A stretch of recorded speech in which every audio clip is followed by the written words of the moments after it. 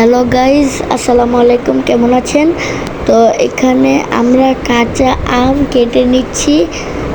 কাঁচা আমের জুস বানাবো এবং কাঁচা আমের ভর্তা বানাবো।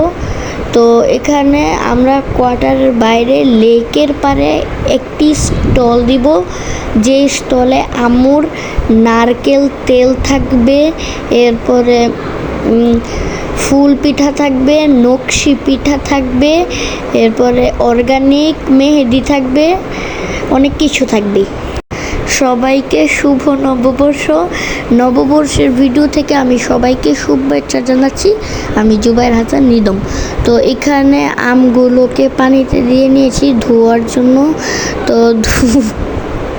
তো ধোয়ার পরে এখানে আরও কয়েকটা আম কেটে নিচ্ছি। তো আজকে আমরা স্টলে খাবার রেখেছি হচ্ছে ফুলের পিঠা, নকশি পিঠা, শামুক পিঠা, ঝিনুক পিঠা, এরপরে হচ্ছে গিয়ে কাঁচা আমের ভর্তা, কাঁচা আমের জুস, এরপরে তরমুজের জুস, এরপরে হচ্ছে গিয়ে শুটকির বড়া। খাবার ছাড়াও রয়েছে 15 টাকা পিস পানির বোতল এবং চুড়ি, অর্গানিক তেল, অর্গানিক মেহেদি। প্রত্যেকটি আইটেমই আমরা অনেক অল্প দাম রেখেছি, যাতে ছোট বড় সবাই কিনতে পারে।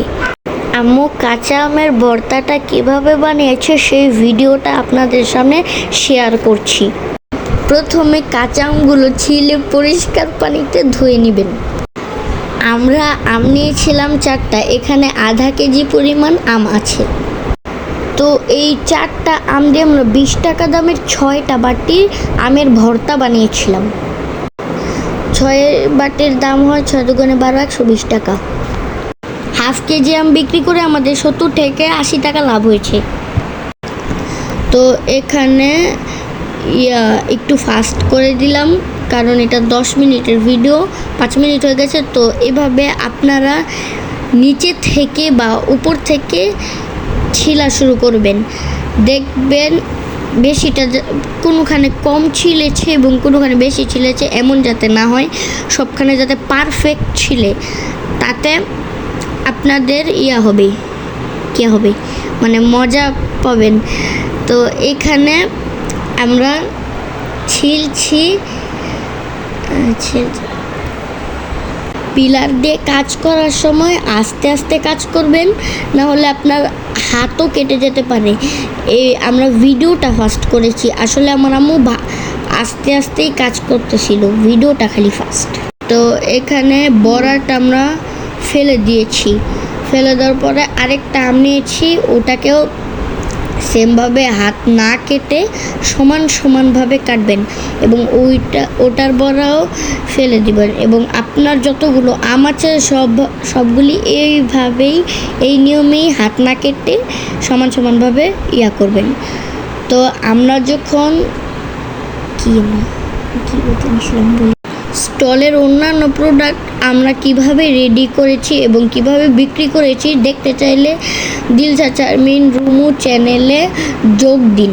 চোখ রাখুন। আমের ভর্তা টেস্টি হওয়ার জন্য প্রয়োজন মতো দিবেন লবণ। আমরা লবণ দিয়ে দিয়েছি। এরপরে এখন আমরা গুঁড়ামরিচ দিয়ে দিলাম।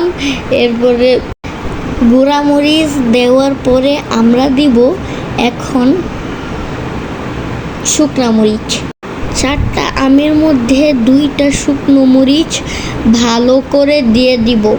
তো এখানে শুকনো মরিচগুলো যত প্রকার আইটেম বললাম এবং দিলাম সবগুলো আপনারা দিবেন এবং ট্রাই করবেন, দেখবেন অনেক মজা হবে। তো সবগুলি ভালো করে মেখে দিবেন।